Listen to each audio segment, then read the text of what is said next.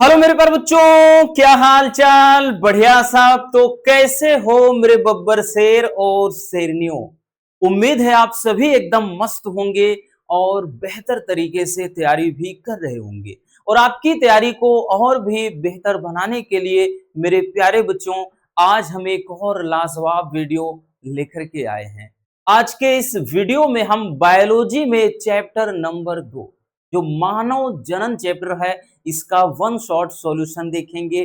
बहुत सारे बच्चों के कमेंट्स आ रहे थे कि सर जल्द से जल्द वन शॉट करवा दीजिए, फिर इंपॉर्टेंट क्वेश्चन। तो परेशान ना रहना, हम हैं तो टेंशन लेने की जरूरत नहीं है। और वन शॉट में प्यारे बच्चों सारे के सारे इंपॉर्टेंट क्वेश्चन का ही भंडारा होता है, ठीक है ना। इनमें सारा क्वेश्चन यानी इंपॉर्टेंट क्वेश्चन ही का ही भंडार भरा होता है। तो यहां पर अगर भांडा फोड़ेंगे सारे महत्वपूर्ण क्वेश्चन के, याद रखिएगा ये रामबाण होता है आपके बोर्ड एग्जाम के लिए। ये समझना मोटी रकम देने के बावजूद भी आपको ऐसा मिलेगा नहीं। तो चलिए बहुत ही साधारण तरीके से इस प्यारे से दुलारे से चैप्टर को हम निपटा देते हैं, क्योंकि ये चैप्टर बहुत ही सिंपल चैप्टर है। और इतना जरूर कहेंगे कि यहां से एक 3 नंबर का क्वेश्चन या फिर एक 5 नंबर का जो क्वेश्चन आता है 100% फिक्स है। यहां पर हम लिख भी दे रहे हैं, ऐसा नहीं है बोर्ड एग्जाम होगा तो ये वीडियो पड़ी रहेगी और हम भी यहीं रहेंगे। आकर बोलिएगा कि सर जी आपने जो बताया है हाँ वाकई में यहां से आया कि नहीं।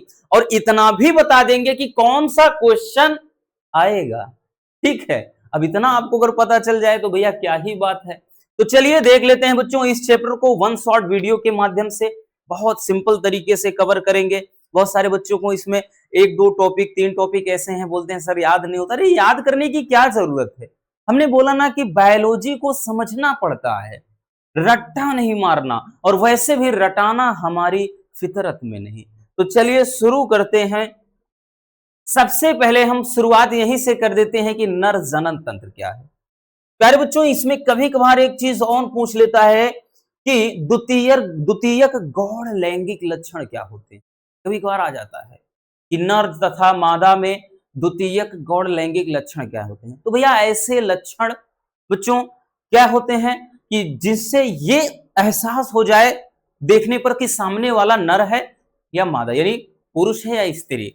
अब जैसे द्वितीयक गौण लैंगिक लक्षण पुरुष में क्या होंगे भैया, दाढ़ी का उगाना, शरीर पर रोग यानी बाल का उगना, ठीक है, यानी शुक्राणु का निर्माण होना, और साथ ही साथ आवाज में थोड़ा भारीपन, कंधे चौड़े हो जाना, ये सब पुरुषों में होता है द्वितीयक गौण लैंगिक लक्षण। महिलाओं में क्या होता है, तो उनमें क्या श्रोणि प्रदेश का चौड़ा होना यानी कमर का निचला हिस्सा, त्वचा में तैलीय ग्रंथियों का एक्टिव हो जाना, ठीक है, और साथ ही साथ क्या होता है जैसे स्तन का विकास हो जाता है। अब आवाज थोड़ा पतली, आवाज पतली और सुरीली, कहीं कहीं सुरीली लिखा होता है। अरे भैया सुरीली नहीं कह सकते है ना। अब सुरीली होती है तो क्या लड़कों की फटहे बांस जैसी, नहीं ना, लड़कों की भी आवाज अच्छी है। अब ऐसा थोड़ी ना कि केवल लड़कियां हैं एकदम कोयल की तरह बोलती हैं, ठीक। तो ये होता है, बट याद रखना कि नर और मादा में द्वितीय गौड़ लैंगिक लक्षण, तो वो बड़ा सिंपल है, नहीं पूछता। यहीं से क्वेश्चन की शुरुआत होती है। ये वेरी वेरी इंपॉर्टेंट है बच्चों, एकदम जहन में रख लेना, इतना जरूर कहेंगे आपको, क्योंकि ये क्वेश्चन जब भी आया है 5 नंबर का, और आता है, ऐसा नहीं है कि बस आया है तो नहीं है, हर साल आता है, तो मतलब आता है। एक चाहे तो नर जनन तंत्र आएगा या फिर मादा जनन तंत्र आएगा, फिक्स होता है। या फिर जैसे अगर नहीं आया, बहुत रेयर केस में नहीं आया, तो बोल देगा कि नर जनन तंत्र का नामांकित चित्र बना दो, कि भैया कई बार देखने को मिला है। और ये 2 नंबर में फिर आ जाता है कि ऐसे केवल चित्र बना दो और नाम लिख दो। तो इसलिए ये इंपॉर्टेंट हो जाता है भैया, चित्र भी साथ में है और यहां थ्योरी भी। चलिए जानते हैं बहुत सिंपल तरीके से। देखिए अगर हम बात कर लें जो नर जनन तंत्र में निम्नलिखित भाग होते हैं, फिगर को बहुत प्यार से समझाएंगे एकदम मक्खन जैसा। तो सबसे प्रमुख जो होता है ना बबुआ, वो वृषण होता है। चलिए हमने कहा ना हम फिगर से ही समझाएंगे। सबसे प्रमुख कौन, टेस्टिस, वृषण होता है। वृषण कहां पर, ये वाला भाग आपको दिखाई पड़ रहा है, ये वृषण, ये इतना वाला भाग जो है वृषण। यही सबसे प्रमुख भाग होता है। क्या होता है? सबसे प्रमुख। नर जनन तंत्र का सबसे प्रमुख जो भाग होता है वो कौन होता है? वृषण होता है। क्योंकि जितने भी यानी किसी के अंदर जो फीलिंग्स होती हैं, है ना, प्यार वाली भावनाएं आती हैं, किसी के प्रति अट्रैक्शन होता है, लगाव होता है, तो ये सारी चीजें जो कहां से निकल कर आती हैं? यहीं से, क्योंकि यहाँ हार्मोन्स का स्राव होता है। ठीक है, यहीं पर शुक्राणु बनता है। अभी सब कुछ बताएंगे। ठीक, तो याद रखना, वृषण सबसे प्रमुख अंग होता है नर जनन तंत्र का, जो एक थैली नुमा संरचना में बंद होता है। तो मेरे प्यारे बच्चों, यहां से जरा देखिएगा, एक यहां पर ये एक थैली है, एक थैली नुमा संरचना में बंद होता है, और इस थैली को क्या कहा जाता है? इस थैली को वृषण कोश कहा जाता है। वृषण कोश, कोश का मतलब कमरा, तो भैया जिसमें वृषण बंद होगा वो वृषण कोश होगा। ठीक है, फिर ये चीज बात समझ में आ गई। और वृषण की संख्या कितनी होती है? तो भैया ये एक जोड़ी कह लें या इनकी संख्या 2 होती है। ठीक, इनकी संख्या कितनी होती है?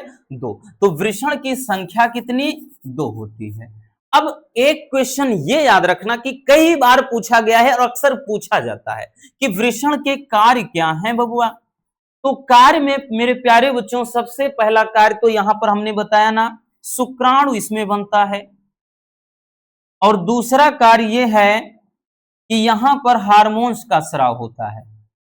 अब एक चीज याद रखना, किस हार्मोन्स का? क्योंकि अगर टेस्टिस है तो टेस्टोस्टेरोन हार्मोन्स का। अब यहां पे एक और क्वेश्चन पूछता है एनसीईआरटी में, क्योंकि एनसीईआरटी का पैटर्न भी इसी में इन्वॉल्व है। एनसीईआरटी से क्वेश्चन करता है कि जो वृषण है वो उदर गुहा यानी पेट के या शरीर के बाहर ही क्यों स्थित होता है? तो उसका एक लॉजिक है बच्चों, क्योंकि शुक्राणु जो होता है ना, इस शुक्राणु के जिंदा रहने के लिए क्या जरूरी है? तो भैया जिंदा रहने के लिए एक मुलाकात जरूरी है ना बच्चों? तो याद रखना, तो भैया जिंदा रहने के लिए एक मुलाकात जरूरी है सनम, है ना? तो यहां पर शुक्राणु को जिंदा रहने के लिए जो बॉडी का टेम्परेचर होता है उससे 2 से 3 अंश सेल्सियस मान के चलिए, कम तापमान की ही हमेशा जरूरत होती है। यानी जितना हमारे शरीर का तापमान होता है उससे कम तापमान की आवश्यकता हमेशा होगी शुक्राणु को सरवाइव करने के लिए, बॉडी के टेम्परेचर से कम टेम्परेचर की। ठीक है, तो अगर उससे कम टेम्परेचर की जरूरत होगी, इसीलिए वो क्या होता है? उदर गुहा के बाहर होता है, क्योंकि अगर उतना तापमान रहेगा तो वो सरवाइव नहीं कर पाएगा, शुक्राणु जो होंगे वो मर जाएंगे, इसीलिए वो शरीर के बाहर होते हैं। और ये चीज ध्यान देना, आपने ये शरीर के तापमान को मेंटेन करने के लिए ऐसा होता है। देखा होगा आपने कि ठंड के टाइम में सिकुड़ कर एकदम छोटे से हो जाते हैं, क्योंकि इनकी मांसपेशियां पेट की तरफ खिंच जाती हैं, अंदर की तरफ। और गर्मी के टाइम में जो वृषण की मांसपेशियां हैं वो ढीली पड़ जाएंगी, वो शरीर की तरफ यानी ढीले पड़ जाते हैं निचले हिस्से में। ये चीज आपने नोटिस किया होगा, है ना बच्चों? तो यही कारण है। ठीक है, बात क्लियर हो गई। तो यहां पर लिखेंगे प्यारे बच्चों कि यह नर जनन तंत्र का एक प्रमुख अंग होता है और यह एक थैली नुमा संरचना में बंद होता है जिसे वृषण कोश कहते हैं। इनकी संख्या 2 होती है और वृषण में शुक्राणु का निर्माण होता है तथा टेस्टोस्टेरोन नामक हार्मोन्स का भी स्राव होता है। तो देखिए हमने लिख दिया है, बाकी कार्य के तरह से अलग से लिखना चाहेंगे क्योंकि ये आपका हाईलाइट पॉइंट रहेगा। यहाँ पर भले ही हमने लिख दिया है बच्चों, लेकिन कार्य में अक्सर ऐसे पूछा जाएगा तो याद रखना, कई बार पूछा गया है, ये अक्सर 1 नंबर में आधा आधा नंबर का ये आ जाता है ऐसे। ठीक है, या भाई बहुविकल्पी में भी 1 दे देगा ऐसे कोई चीज। तो वृषण के कार्य में प्रमुख इसके 2 ही कार्य हैं, एक तो इसमें शुक्राणु का निर्माण होगा, शुक्राणु यहाँ पर बनता है, दूसरा इसमें टेस्टोस्टेरोन नामक हार्मोन्स का स्राव होता है। यही हार्मोन्स क्या होता है, हमने बताया ना कि यही जो अंदर फीलिंग्स होती हैं उनको बाहर निकालता है, इसी के कारण मतलब जनन, ये जो धारणाएं होती हैं उत्पन्न होती हैं। ठीक, चलिए बच्चों पहले इतना स्क्रीनशॉट कर लीजिए भैया, हो गया ना? आगे चलते हैं। अब उसके बाद दूसरा क्या होता है, नर जनन तंत्र का जो दूसरा भाग होता है अधिवृषण, एपिडिडमिस। अधिवृषण क्या है चलिए देखते हैं, फिगर में समझते हैं। अधिवृषण में अगर देखें तो भैया वृषण के ठीक ऊपर यहां पर आप नजर डालिए, ये यहां से गई है नलिका और यहां पर ये ऐसे कुंडलित अवस्था में ऐसे यहां से ये नलिका निकली है। मतलब इसके ऊपर अगर आप देखिए बच्चों तो यहां पर ये देखिए कुंडलित अवस्था इसका यानी आधा भाग ये ऊपर से ऐसे छाप लेता है, थोड़ा सा भाग ये ऊपर से ऐसे छाप लेता है। ये जो ब्लैक हमने दिखाया है यही भाग क्या कहलाता है, यही होता है अधिवृषण। क्या होता है? अधिवृषण। यानी ये एक कुंडलित नलिका होती है। क्या होती है बच्चों? एक कुंडलित नलिका होती है और इसका कार्य यह है कि वृषण के अंदर जो भी शुक्राणु बनेगा वो शुक्राणु यहां से होते हुए यहां तक आता है। ठीक है, आई बात समझ में? कोई दिक्कत ना? तो चलिए लिखेंगे। देखिए और एक चीज और ध्यान देना कि शुक्राणु इसी में परिपक्व होते हैं यानी पूरी तरह से तैयार होते हैं, यहीं पर इनका भरण पोषण यानी खाना पीना जैसे खा करके तैयार हो जाते हैं। तो यह वृषण के ऊपर एक कुंडलित अवस्था में होती है, यहाँ पे जो बताया भैया ये लगभग 6 सेमी लंबी संकरी और अत्यधिक कुंडलित नलिका है। इसमें शुक्राणु जो है वो क्या है? परिपक्व होते हैं और इसका आकार घोड़े के नाल के आकार का होता है। जिसे घोड़े का नाल होता है ना, उसी के आकार का होता है ये। अगला है शुक्रवाहिनी। नाम ही है भैया शुक्रवाहिनी। शुक्र का मतलब शुक्राणु को, वाहिनी का मतलब ले जाना, जो कि ये चित्र में दिख रहा है। तो भैया ये जो नलिका देखिए हमने बताया ना, ये देखिए नली गई है। ठीक है, तो शुक्रवाहिनी क्या है? तो शुक्रवाहिनी एक लंबी नलिका होती है जो लगभग 20 से 25 सेंटीमीटर लंबी नली होती है। इसका कार्य यही है कि यहाँ पर वृषण तथा अधिवृषण में बनने वाले जो शुक्राणु होते हैं वो इस नलिका के माध्यम से ही शुक्राशय तक जाते हैं। ठीक, याद रखना। तो यहां पर हम लिखेंगे क्या? यह लगभग 20 से 25 सेमी लंबी एक नलिका होती है जो वृषण तथा अधिवृषण में बने शुक्राणुओं को शुक्राशय तक ले जाती है। यह शुक्राशय वाहिनी से जुड़कर अस्खलन वाहिनी बनाती है। यानी इसी में जो शुक्राशय वाहिनी है और यहां पर जुड़ करके अस्खलन वाहिनी भी बनाती है। यानी एक अगर देखें इधर से नलिका इधर से नलिका आ करके ये अस्खलित होता है। जैसे इसी रास्ते से पेशाब भी आएगा, इसी रास्ते से क्या होगा भैया? तो यहाँ पर इसी रास्ते से पेशाब भी आएगा, इसी रास्ते से स्पर्म यानी सीमन जिसको कहेंगे हम वीर्य भी आता है। ठीक, दोनों का रास्ता सेम है। तो वही चीज अस्खलन वाहिनी भी बनाता है। नेक्स्ट बात कर लें अगला शुक्राशय। शुक्राशय क्या है? तो भैया देखिए शुक्राशय क्या है? नाम ही है शुक्राशय। शुक्राशय वो होता है कि जो एक थैली नुमा संरचना है जिसके अंदर शुक्राणु पूरा भरा रहेगा और इसमें एक दुधिया रंग का पदार्थ होता है। ठीक, जो क्या कहलाता है? वीर्य। और वीर्य के अंदर पूरा शुक्राणु क्या है? तैरते रहते हैं। तो यहां पर लिखेंगे यह एक मांसल संरचना होती है थैली नुमा। इसमें शुक्राणु लंबे समय तक क्या है? सुरक्षित रहते हैं तथा शुक्राणुओं का पोषण होता है। यानी इसी में जैसे मान लीजिए एक तालाब है, तालाब में मछलियां तैर रही हैं, तो जो शुक्राशय होता है वो एक तालाब समझ लो, उसके अंदर दुधिया रंग का पदार्थ होता है जिसे वीर्य कहते हैं, सीमन। और उसी में जो स्पर्म है, शुक्राणु है, वो तैरते रहते हैं, मछलियों की तरह भागते रहते हैं। ठीक है, करोड़ों की संख्या में, याद रखना। तो ये चीज होता है। अगर आप देखें तो भैया इसमें कुछ भी प्यारे बच्चों कठिन लगा नहीं ना? और हमने बताया है ना वैसे भी कि इसमें कुछ रट्टा मारने की जरूरत ही नहीं है, सब कुछ एकदम क्लियर है। चलिए नोट कर लीजिए, आगे देखते हैं अगला। अब देखिए ये दोनों पार्ट अगर देखें तो वैसे लास्ट वाला पार्ट तो ये जनन अंग का प्रमुख भाग नहीं होता क्योंकि ये सहायक अंग होता है, सहायता करता है। जनन में यहाँ शिश्न तक है बस, ये छठवें में नहीं आता है, याद रखना। भले यहाँ पे हमने लिखा है लेकिन ये जो छठवां होता है ये केवल सहायक में आ जाता है। अगला है भैया शिश्न, ठीक है ना, जो पेनिस होता है उसी का। तो यह एक ऐसी मांसल संरचना होती है जो त्वचा से ढका रहता है और यह एक मैथुन अंग है जो संभोग के दौरान, संभोग कहेंगे या मेटिंग कहेंगे या सेक्स कहेंगे, या हम कई भिन्न नामों से जानते हैं, है ना। संभोग के दौरान या सहवास कहते हैं के दरमियान ये योनि में शुक्राणुओं को स्थानांतरित करता है। वो क्या है? शिश्न है, अभी चित्र में दिखा रहे हैं। और मूत्र वाहिनी क्या होता है? तो मूत्राशय से एक वाहिनी निकलती है जिसे मूत्र वाहिनी कहते हैं। या शुक्राणु तथा मूत्र दोनों के बाहर निकलने का मार्ग है, जैसा कि फिगर में आप देख लीजिए भैया। फिगर में देख लीजिए बच्चों, सबसे पहले बताया गया कि शिश्न क्या है। तो ये जो है क्या है? शिश्न। ये क्या होता है भैया? तो ये शिश्न है। सबसे ऊपरी भाग शिश्न मुंड कहलाता है, बाकी ये शिश्न है, यानी पेनिस यहाँ पर होता है ये।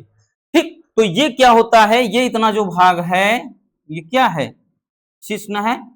और इस ये एक मैथुन अंग है, मतलब यही इसका काम इतना है कि ये जो शुक्राणु होता है उसको वजाइना के अंदर यानी योनि के अंदर शुक्राणुओं को स्थानांतरित करने का काम करता है। ये मांसपेशियों का बना होता है, ठीक है ना। और उसके बाद फिर बताया कि यहाँ पे ये चीज मूत्राशय।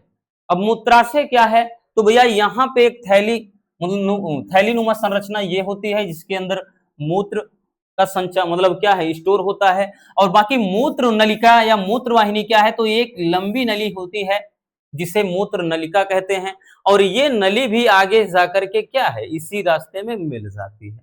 और यहाँ पर आपको जो ये रेड रेड दिख रहा है ये प्रोस्टेट ग्लैंड्स होती है, यानी ग्रंथियां होती हैं, ठीक है, जो यहाँ एक चिकने पदार्थ का को स्रावित करती हैं, जिसके कारण शुक्राणु तेजी से तैर करके निकलते हैं नली से बाहर, ठीक है, याद रखना इसका काम यही है। तो चलिए बच्चों ये वाला भी स्क्रीनशॉट कर लीजिए भैया।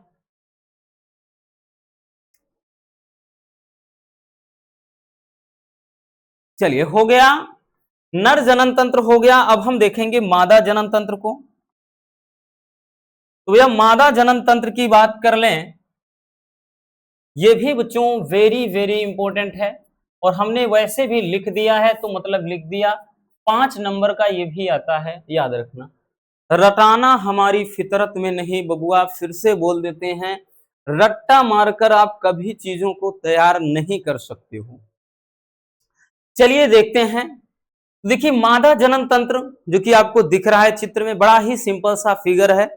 आपको नामांकित चित्र हर हाल में वैसे भी याद तैयार करना है, बाकी सचित्र वर्णन में जब आप तैयार करोगे पूरे 5 नंबर का क्वेश्चन, नहीं तो 2 से 3 नंबर का। तो मादा जनन तंत्र के प्रमुख भाग में सबसे पहला अंडाशय। जैसे नर जनन तंत्र का सबसे प्रमुख भाग क्या होता है? तो वृषण।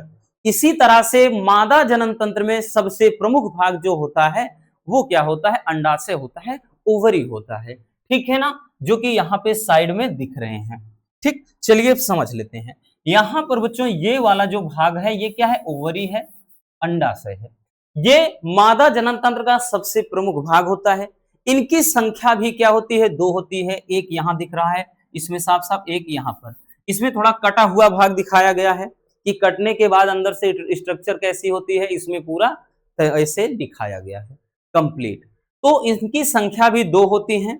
उदर गुहा के दोनों ओर ये कुछ निचले हिस्से में थोड़ा स्थित होते हैं, ठीक है ना बच्चों, याद रखना। और ये भी क्या है? मादा जनन तंत्र का प्रमुख भाग तो है ही, और इसके कार्य भी पूछा जाता है। जैसे वृषण के कार्य पूछा जाता है, इसी तरह इसमें मादा जनन तंत्र में अंडाशय के कार्य पूछा जाता है।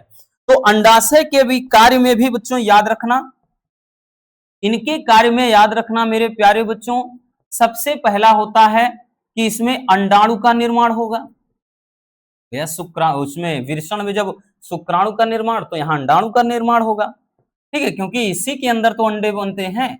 यहाँ पर जो बनेंगे अंड जनन नलिकाओं में अंडे बनेंगे, वही अंडे क्या है? बाहर निकलते हैं, फिर जाकर निषेचित होते हैं। तो पहला अंडाणु का निर्माण। दूसरा इसमें एक तो प्रोजेस्टेरॉन और एक तो एस्ट्रोजन हार्मोन्स का स्राव होता है। प्रोजेस्टेरॉन तथा एस्ट्रोजन नामक हार्मोन्स का स्राव होता है, ठीक है, तो ये कार्य हो जाएगा। चलिए देखते हैं बच्चों, लिखेंगे कैसे कि मादा में एक जोड़ी अंडाशय उदर गुहा के निचले भाग में दोनों तरफ स्थित होते हैं। ठीक, एक जोड़ी कह लें या संख्या में 2 हम कह सकते हैं। ठीक है ना। यह मादा जनन तंत्र का सबसे प्रमुख अंग होता है। इसमें अंडाणुओं का निर्माण तथा अंतःस्रावी हार्मोन्स एस्ट्रोजन तथा प्रोजेस्टेरॉन का स्राव होता है, जो जैसा कि दिया। बाकी कार्य के रूप में आप लिखना चाहेंगे अलग से याद रखना, तो वही चीज, इसका कार्य क्या है, तो इसमें अंडाणु का निर्माण होता है, और दूसरा भैया इसमें एस्ट्रोजन फिर कोमा प्रोजेस्टेरॉन का जो मतलब जो हार्मोन्स हैं, इनका क्या है, स्राव होता है, यानी ये हार्मोन्स स्रावित होते हैं अंडाशय से। चलिए नोट कर लीजिए इसको।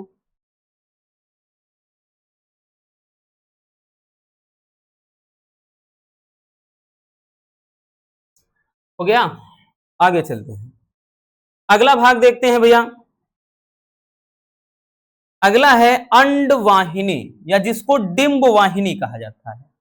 अंडवाहिनी कह लें बच्चों, या डिंब वाहिनी कह लें, ठीक है। तो देखिए यहां से अगर आप नजर डालिए, यहां पे नजर डालिए भैया,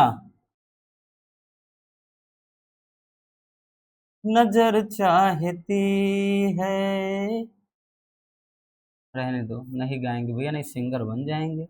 ये देखिए, ये एक नलिका इस तरह से आपको दिखाई पड़ रही है ना, यहाँ पे इस तरह से आपको बच्चों एक नलिका दिख रही है। तो ये जो नलिका है ना बबुआ, यही अंडवाहिका कह लें, या अंडवाहिनी कह लें, या इसी को डिंब वाहिनी भी कहा जाता है। ठीक, तो अंड जो वाहिका होती है, या अंडवाहिनी या डिंब वाहिनी क्या है, तो ये अंडाशय के पीछे, भाई अंडाशय है, अंडाशय के पीछे ये एक झालरदार कीप संरचना होती है। क्या बोलते हैं इसको, झालरदार कीप, झालरदार कीप नुमा संरचना होती है। ठीक है, यहीं से जो एक नलिका ये निकलती है, ये अंडवाहिनी या डिंब वाहिनी कहलाती है। अब इसका कार्य ये होता है, इस अंडाशय में जो भी, इस अंडाशय में जो भी अंडाणु बनेगा, इसमें बनने वाला जो अंडाणु होता है बबुआ, वो कहां से, इसी में से होकर के ये यहां तक आएगा, फैलोपियन ट्यूब तक, यानी फैलोपियन नलिका तक। ठीक है, इतना याद रखना। जहां पर आकर के ये क्या करता है, इंतजार करेगा, किसका, आइए आपका इंतजार था, तो यहां पर ये इंतजार करेगा शुक्राणु का। जब शुक्राणु भैया प्रवेश करेगा इधर से, तब जाकर के फैलोपियन नलिका में ये निषेचित हो जाता है। जब नहीं पहुंच पाएगा शुक्राणु, तो वही नहीं निषेचित होता है, तब जाकर के क्या होता है, फिर आगे आप समझेंगे, उसको देखेंगे, जिसको हम देखेंगे माहवारी, मासिक चक्र, है ना, वो चीज। ठीक है, तो वो भाई आगे अलग टॉपिक है, देखेंगे। तो इतना याद रखना। तो यहां पर भैया हम लिखेंगे बच्चों कि अंडाशय के पीछे एक कीप जैसी संरचना, हमने बताया ना, ये इसको झालरदार कीप बोलते हैं, जिसे क्या है, अंडवाहिनी कहते हैं, यानी इसी का भाग आगे अंडवाहिनी कहलाएगा। अंडाशय में निर्मित अंडाणु अंडवाहिनी के द्वारा ही गर्भाशय तक पहुंचते हैं, क्योंकि बीच वाला जो पार्ट है ना बच्चों, ये जो पार्ट है ना, ये वाला, ये क्या है भैया, अगर बीच वाला पार्ट यहाँ पे अगर देखें, इसमें क्या, यूट्रस से गर्भाशय, तो ये गर्भाशय तक पहुंचते हैं, और अंडवाहिनी में ही फैलोपियन नलिका में निषेचन की प्रक्रिया पूरी होती है।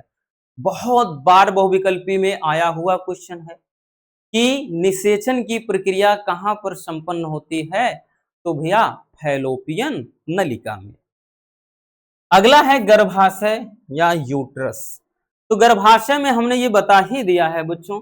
तो यहां गर्भाशय क्या होता है, ये एक उल्टे नाशपाती के आकार की संरचना, तो या इसकी संरचना एक उल्टे नाशपाती के आकार की होती है, या शुक्राणुओं को अंडवाहिनी तक ले जाती है। अभी हमने बताया ना भैया कि यहाँ पे इसका काम यह है कि जैसे इधर से शुक्राणु प्रवेश किया, यहां से शुक्राणु ऐसे प्रवेश किया, और यहां से इधर से अंडाणु आएंगे। ठीक है, तो ये क्या करेगा, मिलाने का काम करता है, और गर्भाशय में ही भ्रूण का भरण पोषण होता है, और गर्भाशय पीछे की ओर एक संकरी नलिका से खुलती है, जिसे गर्भाशय ग्रीवा कहते हैं। मतलब जो है ये जो सकरी नलिका में खुलेगी, ठीक, ये नलिका गर्भाशय ग्रीवा होती है। तो इतना याद रखना भैया, कुछ नहीं, उल्टे नाशपाती के आकार का होता है, इसी में निषेचन की प्रक्रिया होगी, यानी यहाँ पर ये शुक्राणु को का कहां अंडाणु तक पहुंचाने का काम करता है। जब शुक्राणु अंडाणु मिल जाएंगे यानी जाइगोट युग्मनज बनेगा, तो भैया वही चीज ना, उसके बाद जब भ्रूण तैयार हो जाएगा तो भ्रूण जो है यहीं पर परिपक्व होता है ना, तो यहाँ भ्रूण का जो भरण पोषण है, पालन पोषण है, वो यूट्रस में ही तो होगा, गर्भाशय में ही होगा। ठीक, तो वही चीज।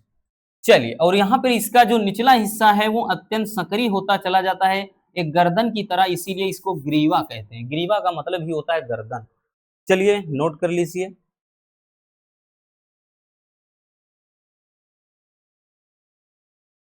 हो गया, आगे देखते हैं। एक और है वजाइना। देखिए योनि क्या होता है, यह मादा का बाह्य जननांग होता है, मतलब ये प्रमुख जनन अंग नहीं कह सकते। जैसे शिश्न में प्रमुख जनन अंग नहीं, एक सहायक जनन अंग होता है, ठीक है, उसी तरह से ये भी ये कोई प्रमुख जनन अंग नहीं है, ये इंटरनल नहीं है, ये एक्सटर्नल होता है।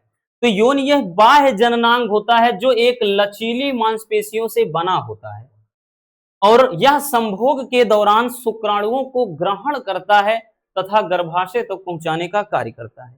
मतलब योनि जो है, वजाइना जो है, फिगर में देखिए बच्चों, यहां से अगर चित्र में समझिए तो ये वाला जो भाग है ये क्या है, वजाइना है, ये योनि है।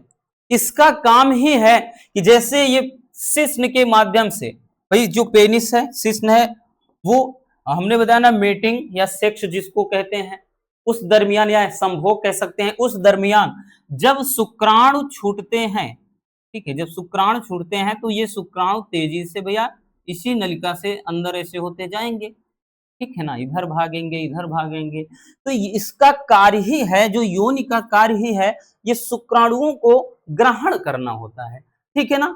ये स्पर्म को क्या है, ग्रहण करेगा, ठीक, और इसको गर्भाशय तक अंदर की तरफ तेजी से ऊपर ले जाने का कार्य करता है, ठीक, वजाइना। तो आई बात समझ में बच्चों? चलिए नोट कर लीजिए भैया।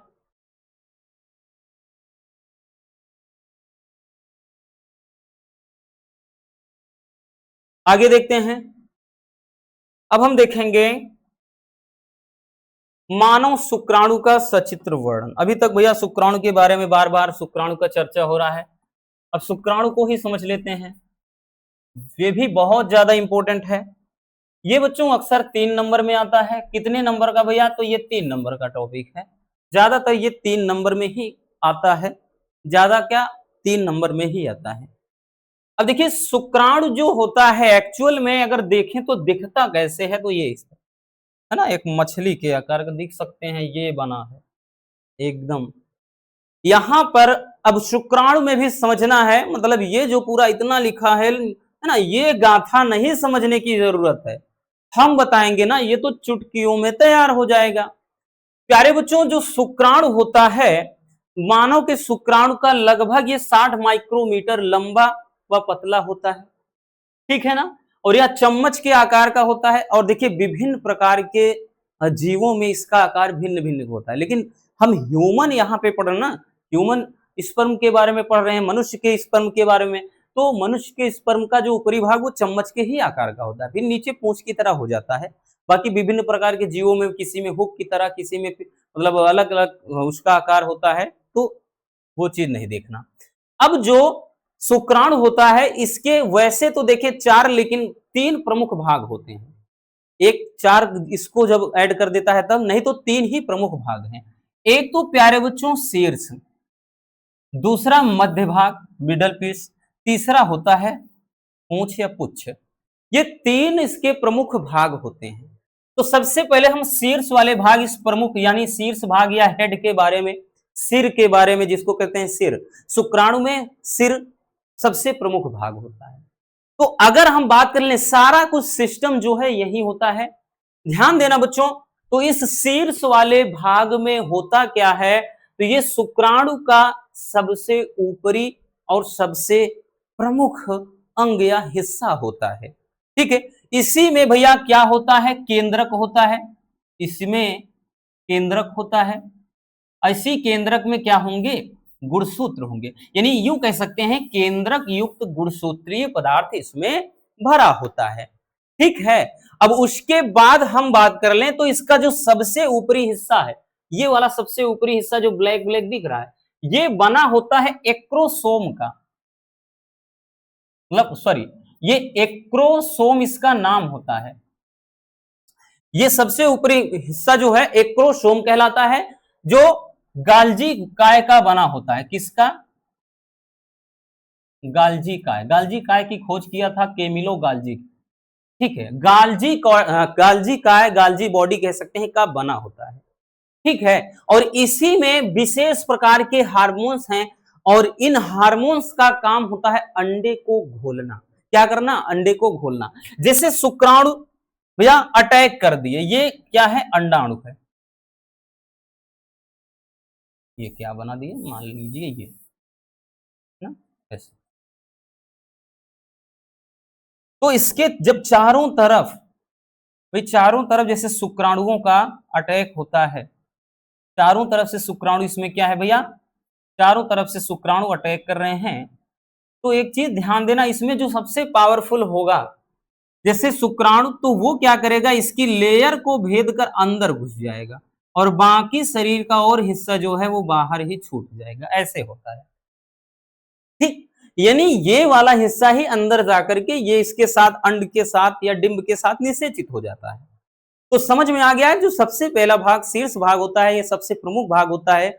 इसमें क्या होता है? केंद्रक होता है भैया, केंद्रक में गुणसूत्र उपस्थित होते हैं। फिर उसके बाद हमने बताया सबसे ऊपरी भाग को एक्रोसोम कहा जाता है, जो गाल्जी काय का बना होता है। इसमें एक विशेष प्रकार का जो हार्मोन्स है वो स्रावित होता है, जो क्या है, अंडे के झिल्ली को यानी ऊपरी लेयर को भेद देता है। इसी के कारण ये वो अंदर प्रवेश कर पाता है। ठीक है, और यहां से क्वेश्चन कभी कभार ये आता है कि अगर एक्रोसोम को काट कर निकाल दिया जाए तब क्या होगा? प्यारे बच्चों, जब इस एक्रोसोम को ही काट कर निकाल दिया जाएगा भैया, तब निषेचन की प्रक्रिया हो ही नहीं पाएगी, है ना भैया। भाई किसी आदमी का धड़ ही अलग कर दो तो क्या जिंदा रहेगा? नहीं ना। तो वही सेम यहां पर है। तो लिखेंगे हम, अब तो समझ में आ गया ना। लिखेंगे या शुक्राणु का जो सिर वाला भाग होता है बच्चों, यह शुक्राणु का अग्रवा सबसे प्रमुख भाग होता है। इसमें केंद्रक होता है जिसमें गुणसूत्र उपस्थित होते हैं। ठीक है, फिर उसके बाद हमने बताया ना, ये सिर का जो सबसे ऊपरी भाग है एक्रोसोम क्या है कहलाता है, जो गाल्जी काय का बना होता है, और इसमें अंडे के आवरण को घोलने वाले एंजाइम का स्राव होता है, और शीर्ष के निचले भाग में एक जोड़ी तारक काय उपस्थित होते हैं। यानी यहाँ पर ये चीज, इसमें एक जोड़ी तारक काय उपस्थित होते हैं। तो चलिए पहले इतना स्क्रीनशॉट कर लीजिए भैया, फिर आगे चलते हैं।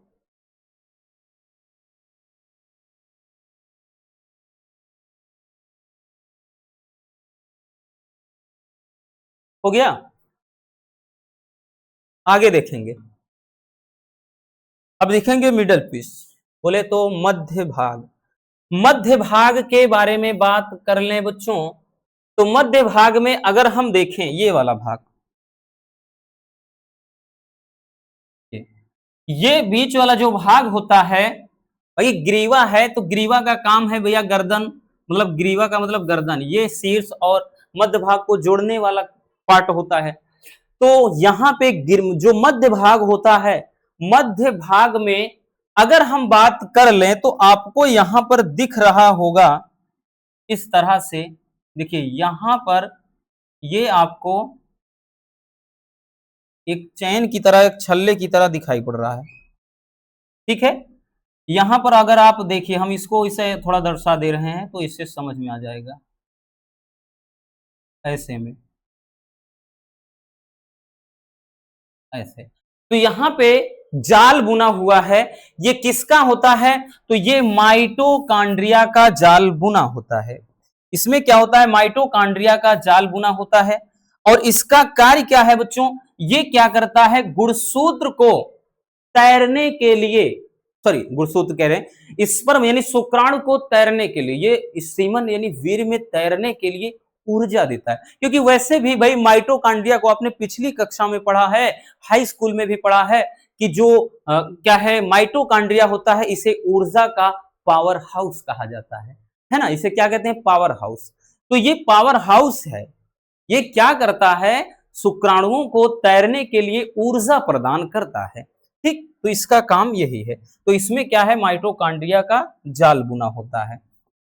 तो लिखेंगे इस भाग से शुक्राणु के अंत तक एक अच्छी तंतु उपस्थित होता है, मतलब ये एक बीच में लाइन जो होती है, ठीक है। और इसके चारों ओर माइटोकॉन्ड्रिया उपस्थित होता है जो शुक्राणुओं को गति करने के लिए ऊर्जा देता है, यानी तैरने के लिए, ये गति प्रदान करने के लिए, आगे जाने के लिए ऊर्जा देता है। अगला है पूंछ। तो पूंछ के बारे में बात कर लें भैया, तो शुक्राणु का सबसे निचला हिस्सा और एक ये सबसे लंबी संरचना होती है पुच्छ या पूंछ, और इसका जो कार्य होता है वो तैरने में मदद करना, तैरने में सहायक। क्योंकि बच्चों अगर हम बात कर लें, जो जैसे आपने देखा होगा मछली, मतलब उनका तैरने का तरीका ऐसे ऐसे है ना, यूं यूं होता है कि नदिया के तीरे जैसे नैया डोले वैसे मोरे सैया डोले। तो उसी तरह से भाई, इसी जब आगे होंगी तभी जाकर के उनको आगे की तरफ चलने का मतलब पीछे से एक जैसे होता है ना कि जैसे फोर्स मिलता है कि हाँ वो आगे जाते हैं। तो एक प्रकार से जैसे आप भी भाई तैरिए, हाथ पांव जब चलाते हैं यूं ऐसे करेंगे, पैर थोड़ा पटकेंगे, तो आपका पैर का जो मोशन होगा इस तरह से होगा, तब आप आगे की तरफ भागते हैं पानी में। तो यही चीज होता है पुंछ, ये ऐसे ऐसे करके जब चलता है तो ठीक, मतलब जब इस तरह से ये ऐसे ऐसे करेगा ऐसे, तब जाकर के ये आगे की तरफ गति करते हैं शुक्राणु। तो इनका इतना सा कार्य होता है बच्चों, क्या कार्य होता है, तैरने में ये मदद करते हैं। लिखेंगे या शुक्राणु का अंतिम व सबसे लंबा धागे नुमा संरचना होता है, यह भाग या एक झिल्ली नुमा आवरण से घिरा रहता है, या शुक्राणुओं को तैरने में सहायक होता है, मतलब शुक्राणुओं को तैरने में मदद करता है। नोट कर लेना बबुआ,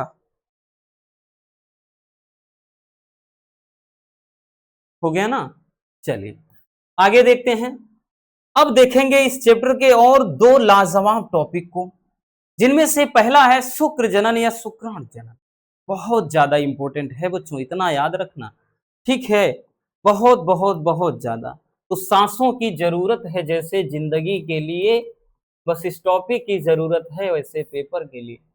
प्यारे बच्चों बात कर लें तो 3 ही नंबर में ये क्वेश्चन आता है, लेकिन 100% पूछा जाने वाला क्वेश्चन, इतना याद रखना, ठीक है। जैसे मैंने बता दिया, नर और मादा में फिक्स कर लो 100% 5 नंबर में।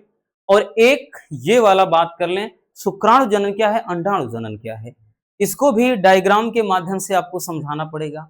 चलिए बहुत सिंपल तरीके से समझाएंगे। बुक वगैरह में देखेंगे तो ये फाल्ट एकदम समझ लो, ये मतलब ऐसे दिमाग से ऊपर से जाएगा, पता ही नहीं चलेगा क्या लिखा है। इसीलिए बोल रहे हैं ना कि बहुत सिंपल तरीके से देंगे आपको सब कुछ, और वो भी फ्री में, है ना। नहीं तो आप किताब वगैरह में देख लीजिए, ये ऐसे बाउंस कर जाएगा, ऊपर ऊपर निकल जाएगा, सर के पल्ले नहीं पड़ेगा।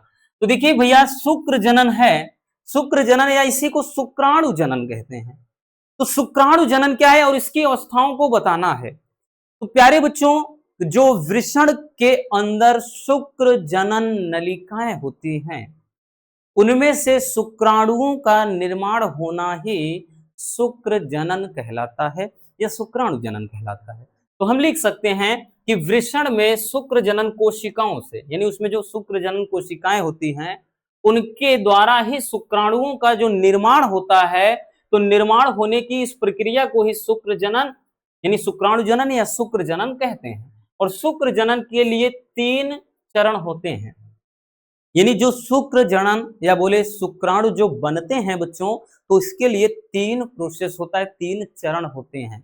सबसे पहला चरण क्या है, अभी हम चित्र के माध्यम से बहुत अच्छे से समझाएंगे बच्चों, समझ लीजिए पहले इसे। शुक्राणु जनन में सबसे पहला गुणन अवस्था।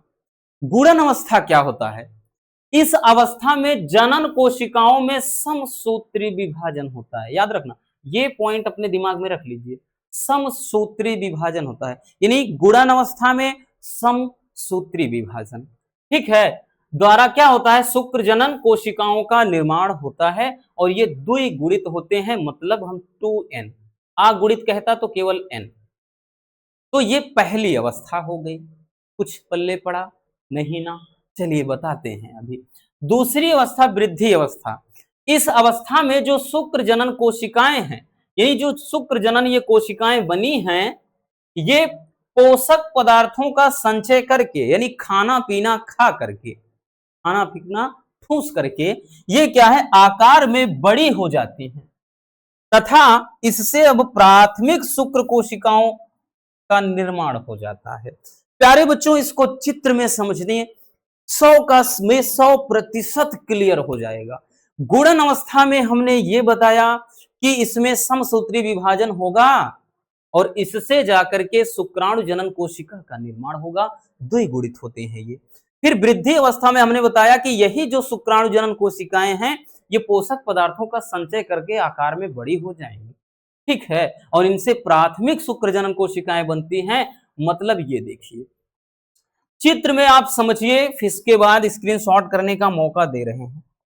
यहां पर बोल रहा है ये जो अवस्था है, देखिएगा पहला 3 पार्टीशन में है भैया, 3 कोष्ठक, ये और एक बीच वाला, एक ये वाला। पहली अवस्था गुणन अवस्था। गुणन अवस्था में देखिए सबसे पहले कह रहा है यहां पे भैया ये द्विगुणित होती हैं, तो देखिए यहां पे 2n है ना, क्योंकि लिखा है लास्ट में बताया द्विगुणित। तो इनमें सबसे पहले क्या बोलता है कि समसूत्री विभाजन, क्योंकि यहां पर देखिए समसूत्री विभाजन हुआ है, समसूत्री विभाजन, क्योंकि अगर समसूत्री विभाजन ना होता बच्चों, तो समसूत्री विभाजन ना होता तो भैया ये, क्योंकि ये 2n है तो देखिए ये भी 2n है और 2n है, और समसूत्री का मतलब वही चीज, अगर ये 2n है तो यहां पर भी 2n हो, यहां पर भी 2n, समान, यानी इसका मतलब ये समान में टूटे, ठीक है, तो समसूत्री विभाजन हो रहा है। अब इसमें चाहे जितना विभाजन कर दीजिए, यहां से देखिए यहां पर भी हो जा रहा है, यहां पर भी हो जा रहा है, इससे यहां पर भी, इससे यहां पर भी, से यहाँ पे अब और आप ऐसे बढ़ा सकते थे इस तरह से, ठीक है, यहां पर भी बढ़ा सकते थे, इससे ऐसे इसमें बढ़ा सकते थे, मतलब चाहे जितना आप ऐसे बढ़ाते चले जाइए। तो ये पहले वाले गुणन अवस्था में क्या होता है, ठीक है, गुणन अवस्था में समसूत्री विभाजन होता है और इससे क्या होता है, प्राथमिक, सॉरी, यानी इससे क्या है, यहां पे आदि जनन कोशिका या फिर हम यूं कह लें प्राथमिक कोशिका ये बन रही है। फिर उसके मतलब यहाँ पे हाँ ये कोशिका का निर्माण हो रहा है ना, ये शुक्र कोशिका का निर्माण हो रहा है। अब उसके बाद दूसरी अवस्था क्या थी, वृद्धि अवस्था। वृद्धि अवस्था में क्या बताया था, कुछ याद है कि वृद्धि अवस्था में इसमें जो शुक्र जनन कोशिकाएं होती हैं, जो शुक्र जनन ये कोशिका का निर्माण हुआ है समसूत्री विभाजन द्वारा, ये इसमें क्या होता है, हमने बताया था ना कि ये भोजन का, यानी ये संचय करके, यानी यहाँ पे इनका पोषण होता है और ये पोषण का, यानी पोषण का संचय करके ये आकार में क्या है, ये वृद्धि करके ये आकार में बड़ी हो जाती हैं। आपको दिख रहा होगा ये कितनी छोटी छोटी सी है और ये कितनी बड़ी सी है, तो आकार में ये क्या होती है बच्चों, बड़ी हो जाती है, ठीक है, इस अवस्था में, और इसे कहा जाता है प्राथमिक कोशिका। तो अभी तक दो अवस्था में हम यही तो बताए थे भाई, प्राथमिक अवस्था जिसको कहते हैं गुणन अवस्था। गुणन अवस्था में हमने ये बताया था इसमें समसूत्री विभाजन द्वारा क्या होता है कि जो शुक्र जनन कोशिकाएं होती हैं वो समसूत्री विभाजन द्वारा अलग हो जाती हैं। फिर उसके बाद यहाँ पर देखिए चाहे जितनी बार ये शुक्र जनन मतलब ये क्या है विभाजन होगा, फिर उसके बाद ये द्विगुणित होती हैं, ये चीज बताया। फिर हमने वृद्धि अवस्था में ये बताया कि इसमें जो शुक्राणु जन कोशिका या शुक्र जन कोशिका होती है, ये पोषक पदार्थों का संचय करके आकार में बड़ी हो जाती हैं, क्योंकि यहां पर देखिए भैया ये आकार में क्या है, बड़ी हो गई है, और इसी को प्राथमिक क्या है, शुक्र कोशिका कहते हैं। अब यहां पर बात आती है तीसरी अवस्था जिसको परिपक्व अवस्था या परिपक्वन अवस्था कहते हैं। अब परिपक्व अवस्था में थोड़ा जान लेते हैं तब अच्छे से समझाते हैं आपको। इसमें क्या होता है, प्राथमिक शुक्र कोशिका जो होती है सबसे पहले उसमें प्रथम अर्धसूत्री विभाजन होता है बच्चों, और इसके द्वारा अगुणित यहां होगा, अगुणित द्वितीयक शुक्राणु कोशिकाओं का निर्माण होता है तथा इनके अर्धसूत्री विभाजन के द्वारा पूर्व शुक्राणु कोशिका बनती है और बाद में इन्हीं के द्वारा शुक्राणुओं का निर्माण होता है। देखिए ऐसे में लगेगा यार क्या ही रामायण गाथा यहाँ पे, मतलब क्या ही यहाँ पे ऐसे गाथा लिखा है ना? क्या ही यहाँ गाथा लिखा है, लंबा चौड़ा सा इतना प्रवचन कैसे हम करेंगे, पहले सुनिएगा। देखिए क्या बताया, यहां पर बोला गया है ये कि ये जो होता है प्राथमिक शुक्राणु कोशिका, ये तीसरी अवस्था में जब आएंगे आप, परिपक्वन अवस्था में, सबसे पहले बोल रहा है कि इसमें सबसे पहले प्रथम अर्धसूत्री विभाजन होता है। क्या होता है? प्रथम अर्धसूत्री विभाजन। और प्रथम अर्धसूत्री विभाजन, अर्धसूत्री का मतलब अब टू एन है बच्चों, तो यहां पर देखिए एक एन आ गया है, एक एन, तो अर्धसूत्री विभाजन होगा। इसके द्वारा द्वितीयक शुक्राणु कोशिका बनती है। फिर इन्हीं द्वितीयक कोशिकाओं में फिर से अर्धसूत्री विभाजन होता है। मतलब इसी में देखिए अब द्वितीयक यानी दोबारा अर्धसूत्री विभाजन होगा, तो इसी में फिर से अर्धसूत्री ये विभाजन देखिए हो रहा है, जिसके द्वारा पूर्व शुक्राणु कोशिका या शुक्राणु पूर्वी लिखा है ना, यानी इसको हम वही चीज पूर्व शुक्राणु कोशिका बनता है। और फिर हमने बताया कि इन्हीं पूर्व शुक्राणु कोशिका के द्वारा ये अगुणित शुक्राणु बनते हैं। ये जो हैं ये क्या है बच्चों? यही है शुक्राणु, यही है शुक्राणु। तो देखिए कितना सिंपल है ना बबुआ, बहुत आसान है मेरे प्यारे बच्चों, कुछ भी डिफिकल्ट नहीं है। पहले इतना स्क्रीनशॉट कर लीजिए, फिर इतना, ठीक, चलिए नोट कर लीजिए, हो गया ना। अब देखते हैं अंड जनन या अंडाणु जनन। अब अच्छी बात यह है कि जैसा आपने शुक्र जनन समझ लिया, तो सेम उसी तरह से अंड जनन भी है, बस थोड़ा अंतर है। क्या है वही जानते हैं। इंपॉर्टेंट टॉपिक ये भी है, कभी कभार 2-2 3-3 सेट में इकट्ठा ही ऐसे आ जाता है। 5 नंबर में, सॉरी 3 नंबर में आता है, याद रखना बच्चों। देखिए अंड जनन या अंडाणु जनन क्या है, इसकी प्रक्रिया, इसमें भी वही चीज चलेगा, गुणन अवस्था, वृद्धि अवस्था, परिपक्व अवस्था। तो जैसे वृषण के शुक्र जनन कोशिकाओं से शुक्राणु के बनने की प्रक्रिया को शुक्राणु जनन कहते हैं, उसी तरह अंडाशय में अंड जनन कोशिकाओं द्वारा अंडाणु बनने की प्रक्रिया को अंड जनन कहते हैं। तो भैया परिभाषा लिखना चाहेंगे तो अंडाशय की अंडाणु जनन कोशिकाओं के द्वारा अंड या अंडाणु के बनने की प्रक्रिया को अंड जनन या अंडाणु जनन कहते हैं। और अंडाणु जनन में भी भैया 3 चरण होते हैं बच्चों। सबसे पहला गुणन अवस्था। अब देखिए गुणन अवस्था क्या है, सेम वैसा होता है। इस अवस्था में अंड जनन कोशिकाएं समसूत्री विभाजन करती हैं तथा अपनी संख्या में वृद्धि करती हैं। सेम उसी तरह है कि नहीं, यानी यहां पर देखिए ये द्विगुणित होती हैं, इसमें क्या होता है समसूत्री विभाजन, समसूत्री विभाजन।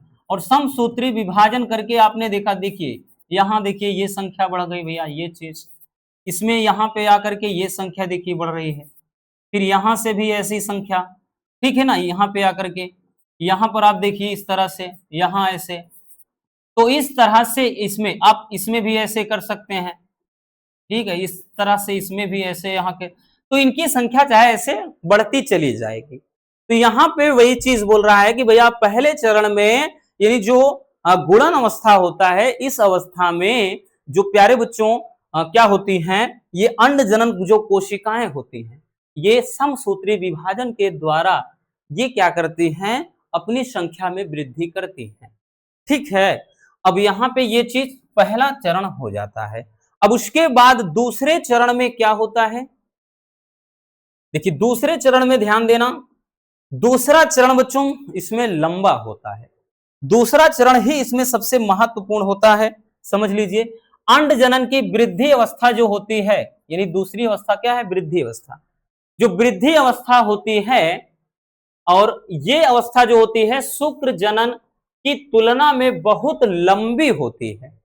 इस अवस्था में अंडाणु जनन जो कोशिकाएं होती हैं, सबसे पहले अर्धसूत्री विभाजन की पूर्व अवस्था में प्रवेश कर जाते हैं, लेकिन अर्धसूत्री विभाजन 1 जो है पूर्ण नहीं होता है। इसमें अंडाणु जनन कोशिकाएं अधिक मात्रा में पोषक पदार्थों को संचित करके आकार में बड़ी हो जाती हैं, और इसे पूर्व अंडाणु कोशिका या प्राथमिक ऊसाइट कहा जाता है। प्यारे बच्चों जरा एक नजर इसमें डालिए। देखिए फिगर में यहां पर देखिए, इसमें होता क्या है कि इसमें सेम प्रोसेस होता है, बट ये जो अवस्था होती है शुक्र जनन या शुक्राणु जनन से लंबी होती है। इसमें भी वही चीज होता है कि पोषक पदार्थों का संचय करके आकार में ये बड़ी हो जाती हैं और इन्हें प्राथमिक अंडक या फिर प्राइमरी उसाइट कहते हैं। प्राथमिक उसाइट या प्राथमिक अंडक कहते हैं। ठीक है, ये दूसरी अवस्था होती है। अब उसके बाद जो तीसरी अवस्था होती है ना भैया, तीसरी अवस्था जो होती है मेरे प्यारे बच्चों, वो कौन सी अवस्था है? तो परिपक्व अवस्था। अब परिपक्व अवस्था समझना, भले ही इतना लंबा चौड़ा यहां लिखा है लेकिन अभी एकदम चुटकियों में तैयार हो जाएगा। ध्यान से सुनिएगा बस। देखिए ग्राफियन पुटिका के परिपक्व होने के बाद इसमें उपस्थित जो प्राथमिक उसाइट यानी जो दूसरी अवस्था में है, वृद्धि अवस्था वाला, जो आकार में क्या हो गई है भैया, बड़ी हो गई है। ठीक, जिसे हमने बताया पूर्व अंडाणु कोशिका या प्राथमिक उसाइट कहते हैं। वो क्या होता है, अब उसमें प्रथम अर्धसूत्री विभाजन होगा, यानी एक बार सबसे पहले उसमें अर्धसूत्री विभाजन होगा इस तरह से। ठीक है ना, उसमें जैसे ये है तो एक बार क्या होगा, विभाजन होगा। तो ध्यान देना एक चीज, जब विभाजन होता है तो ये असमान होता है। असमान में देखिए दर्शा दिया है, एक बड़ा होगा तो दूसरा छोटा, असमान होता है। और इसके फलस्वरूप एक अगुणित, यहां गुणित होगा, अगुणित द्वितीयक द्वितीयक अगुणित द्वितीयक उसाइट का निर्माण होता है तथा ग्राफियन पुटिका के फटने से यह द्वितीयक अंडाणु कोशिका मुक्त होकर फैलोपियन नलिका में ही प्रवेश करता है। मतलब इधर वाला समझो निष्क्रिय हो जाता है और यही वाला आगे चल के विकसित हो जाता है। ठीक है, यही विकसित हो जाता है, यही तैयार हो जाता है। और इसमें द्वितीयक अर्धसूत्री विभाजन कब होगा, जब ये शुक्राणु के मतलब शुक्राणु के अंडाणु में प्रवेश करने के बाद होगा। ठीक है ना, चलिए तो यहां पर देखिए दूसरी अवस्था जो है, दूसरी अवस्था में यहां पे देखिएगा, सॉरी दूसरी नहीं तीसरी अवस्था। देखिए पहली अवस्था में क्या बोला था, पहली अवस्था में बोला था भैया समसूत्री विभाजन होगा। ठीक है, ये द्विगुणित होता है। समसूत्री विभाजन में अपनी संख्या को बढ़ाते हैं ये, ठीक, संख्या बढ़ाते हैं। उसके बाद फिर बताया गया दूसरी अवस्था वृद्धि अवस्था। इसमें क्या बताया गया कि ये अवस्था शुक्राणु जनन या शुक्र जनन की तुलना में लंबी होती है। ठीक, इसमें प्रथम अर्धसूत्री जो विभाजन होता है वो पूर्ण नहीं होता है। फिर उसके बाद बताया गया कि ये क्या है, पोषक पदार्थों का संचय करके आकार में बड़ी हो जाती है। ठीक है, और इसमें जो निर्माण होता है वो प्राथमिक ओसाइड का। फिर उसके बाद तीसरी अवस्था जो है परिपक्व अवस्था। अब परिपक्व अवस्था में अभी हमने जो नीचे बताया, इसमें देखिए परिपक्व अवस्था में बताया गया सबसे पहले प्रथम अर्धसूत्री विभाजन होता है। जब प्रथम अर्धसूत्री विभाजन होगा तो इसमें ये द्वितीयक अंडक बन रहा है जरूर, लेकिन आप देखिए ये असमान है। ठीक है, यानी ये क्या है भैया, असमान है। ठीक, ये सदैव नहीं बनता है, हमने बताया ना, इससे कोई मतलब नहीं।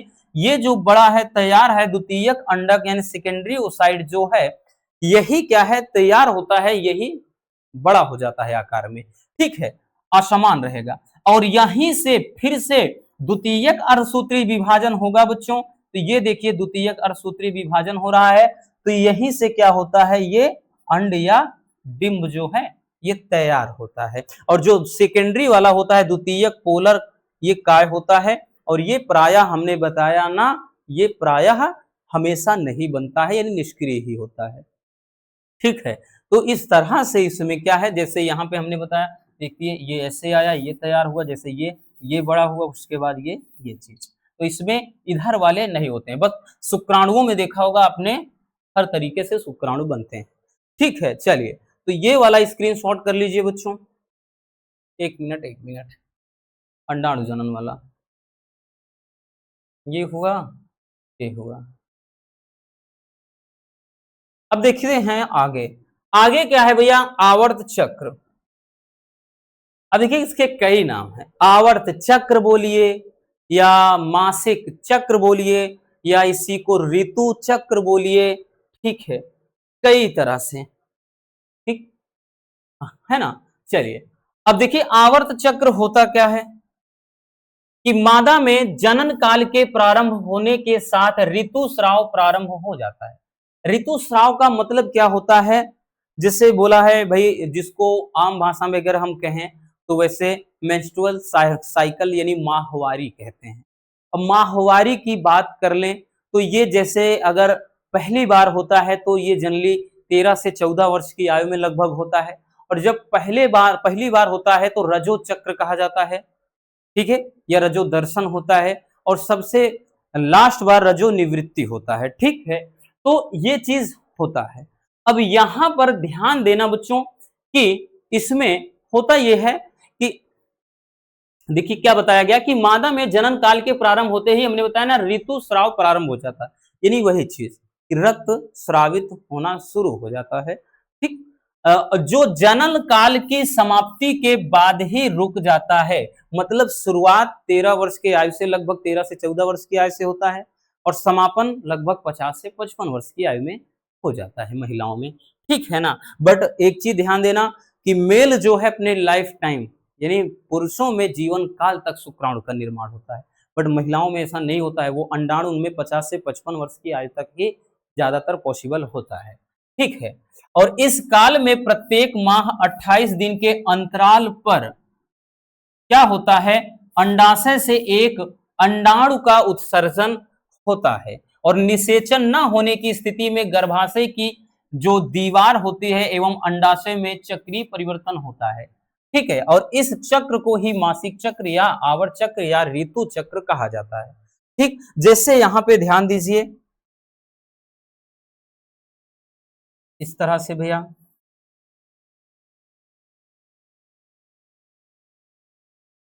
ऐसे, और ये यहाँ पे, ठीक। जैसे यहाँ पे अंडाशय से बनने वाले अंडाणु यहाँ तक आए, अगर उस दरमियान ये शुक्राणु अंदर, जैसे कोई शुक्राणु जा रहा है, जिस तरह मतलब जिस दरमियान ये अंडाणु यहाँ फैलोपियन नलिका में आकर इंतजार कर रहा है, अगर उसी दरमियान ये शुक्राणु वहां जाएगा, मिल जाता है, तब तो भैया निषेचन की प्रक्रिया हो जाएगी।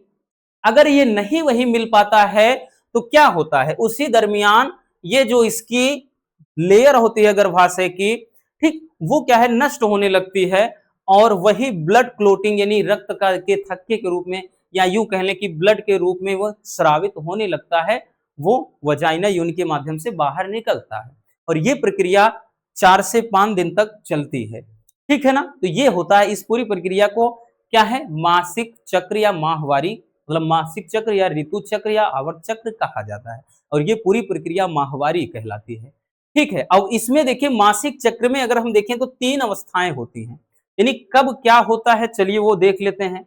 तो सबसे पहले इतना स्क्रीनशॉट कर लो भैया।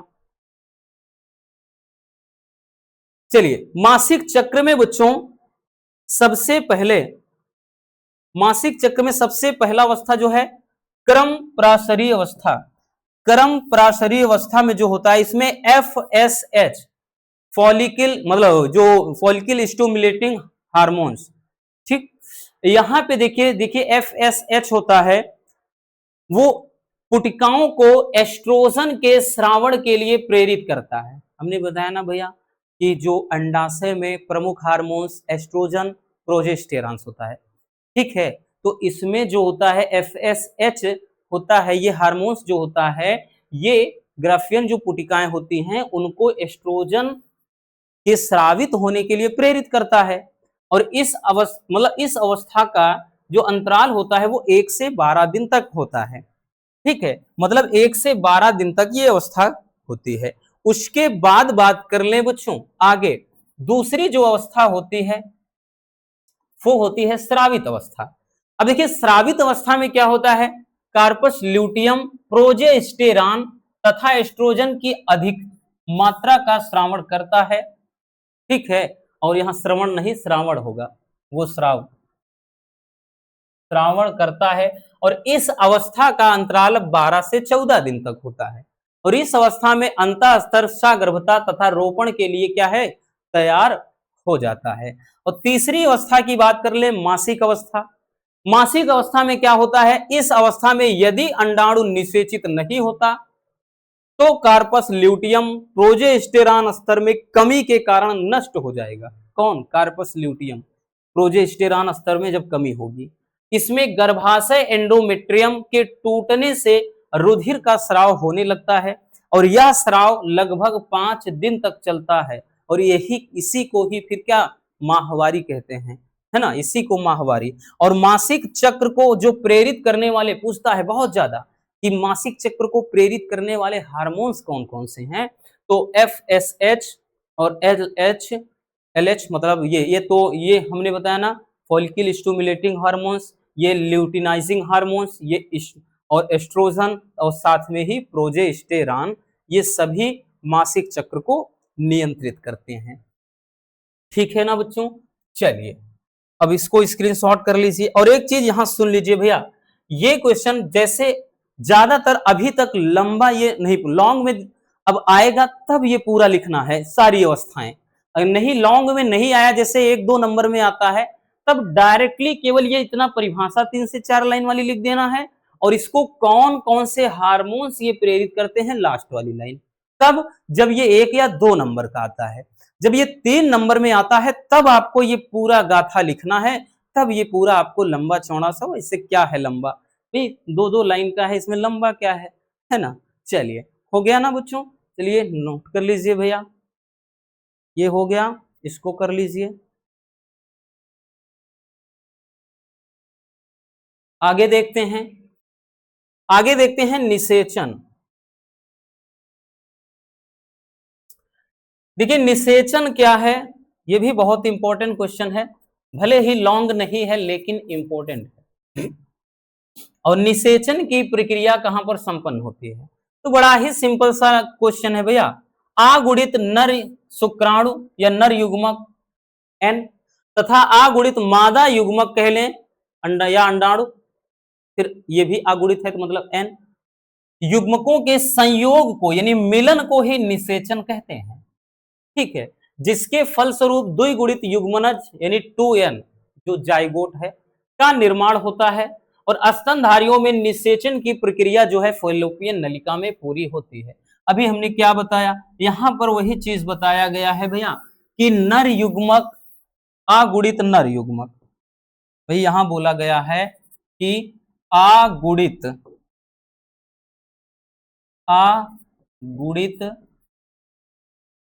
नर युग्मक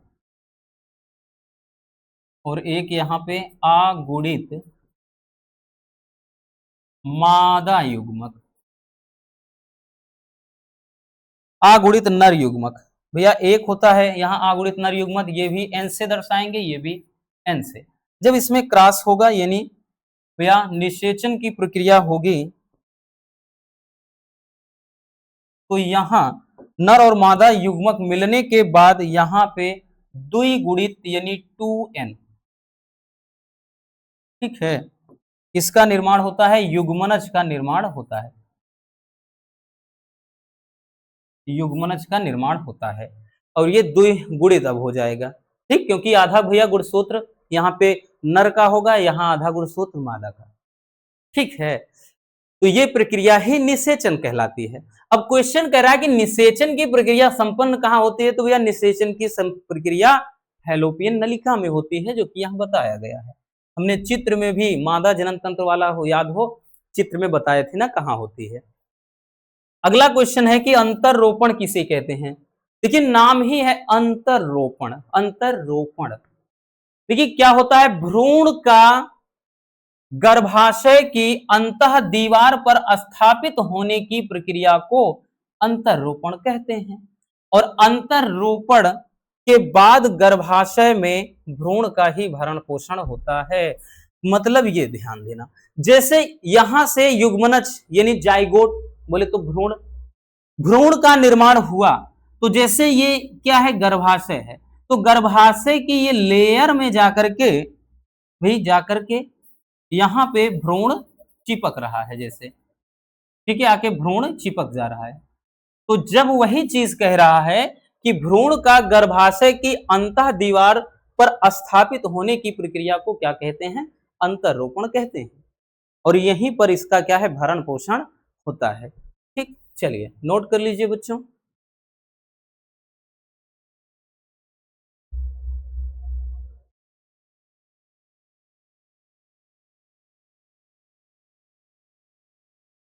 हो गया ना? आगे देखते हैं अगला क्वेश्चन।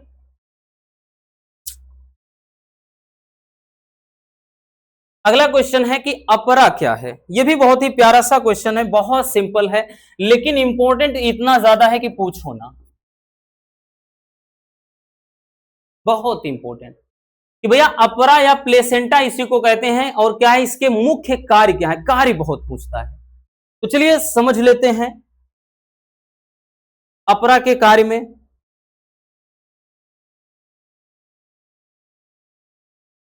जैसे मान लिया कि ये क्या है, गर्भाशय है,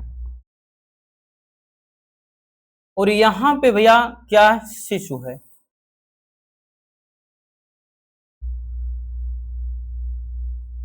ये समझ लो अभी विकसित नहीं है ना, ऐसे बन गया, समझने के लिए है।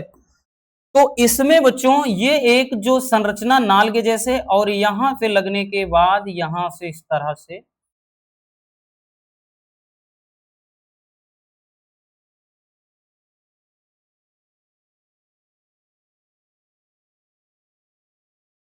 ये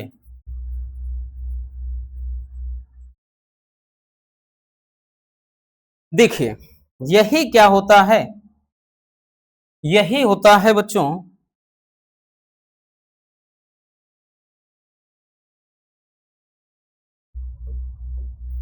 यही क्या है, अपरा, अपरा या प्लेसेंटा।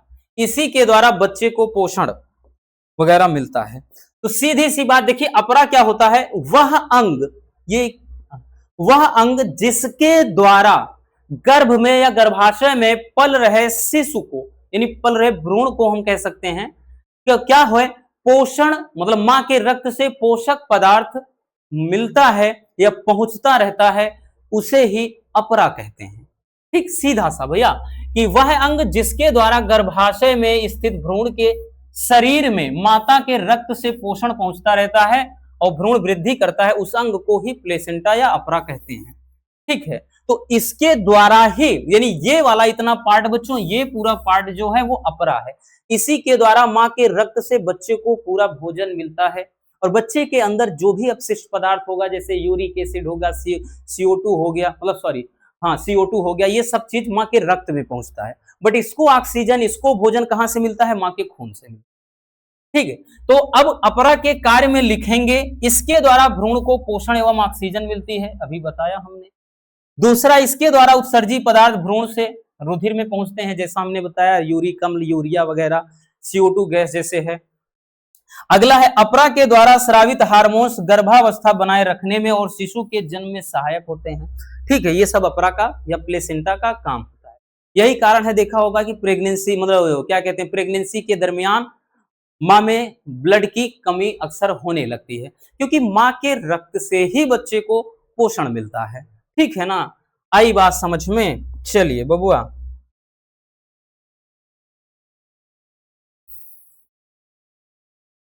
नोट कर लेना।